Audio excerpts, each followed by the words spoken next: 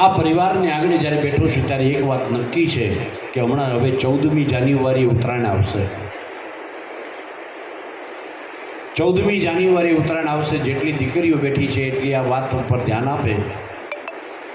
દીકરીઓ, તમને ખબર છે કે ઉત્તરાયણમાં પતંગ અને તમારા ઘરમાં તમે, આ બેની વચ્ચે સમાનતા શું છે? પતંગ અને દીકરી બેની વચ્ચે સમાનતા શું છે? તો પતંગ છે એ દીકરી છે, દોરી છે એ મા બાપ છે. પતંગ છે એ દીકરી છે, દોરી છે એ મા બાપ છે. કેટલી ઢીલ છોડવી એ મા બાપના હાથમાં છે.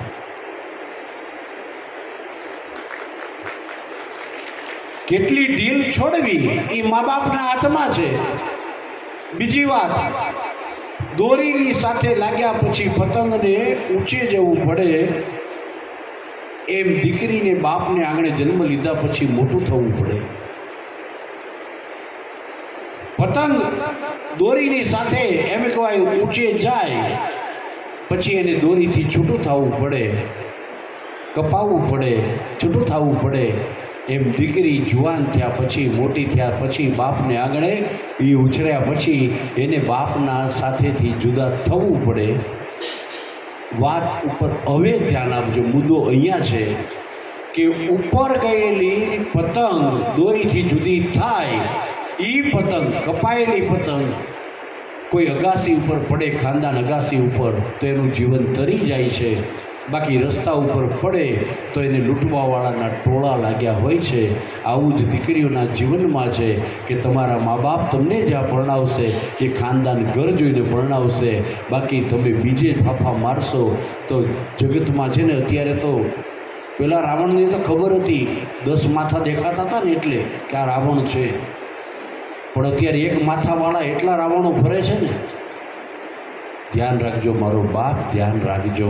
હા, એટલે કહું છું કે દીકરીઓ, તમે તમારા મા બાપ ઉપર ભરોસો રાખશો ને.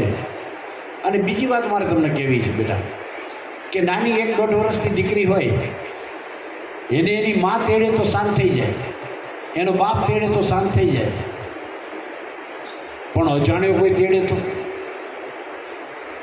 1-1.5 વર્ષની દીકરી એને અજાણ્યો કોઈ તેડે તો તરત મંડે રડવા, રોવા મંડે, ચીસો પાડે.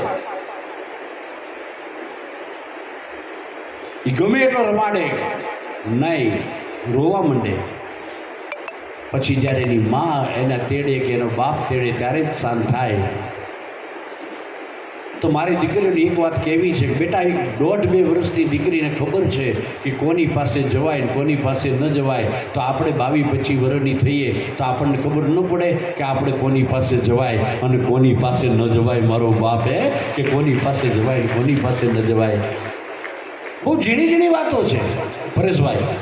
આવી વાતો જે જીવનમાં ઉતરી જાય ને, ઘણીવાર હું નથી ગમતો, ઘણીવાર નહીં ગમું, કારણ બધાને લગતી વાતો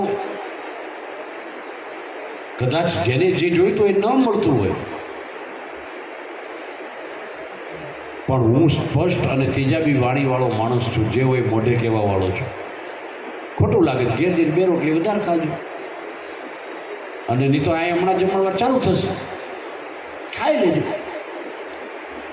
બીજી વાત, જેટલે મારી માયો બેઠી છે, દીકરીના લગ્ન કરાયા હોય ને તો 6 મહિના સુધી દીકરીને ફોન ના કરતા. 5-5 કરોડના ખર્ચ કરીને લગ્ન કરાવો છો અને બીજે વર્ષે છૂટાછેડા. સાહેબ, આ ડાયવોર્સ, આ છૂટાછેડા થવાના કારણો છે દીકરીની માં. હા, હજુ લગ્ન કરીને પેલી ગઈ છે, વિદાય આપી છે, પેલી ગઈ છે, પહેલો દિવસ, હજુ બીજો દિવસ, ત્યાં તો તરત ફોન કરશે. શું કરે મારી ચકુલી? મારી ચકુડી શું કરે? શું બનાવ્યું બેટા? પેલી કે કઢી. બસ કઢો. કેમ તમે નથી બનાવતા?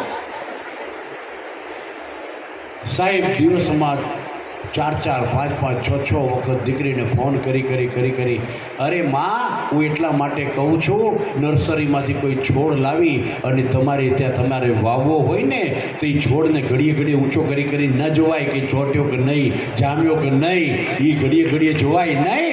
એમ દીકરીને 6 મહિના સુધી તેના ભાગ્ય ઉપર છોડી દો, એ આપોઆપ અંદર સેટ થઈ જશે. કારણ એ સહન શક્તિની મૂર્તિ છે, બાપ સમર્પણની મૂર્તિ છે. આ તો ઘડીએ હા, બહુ ઝીણી વાતો છે. અને દીકરીઓની વિનંતી છે, ઘડીએ બધી વાતો માને ન કરાય. હા, અમુક ધ્યાન રાખે.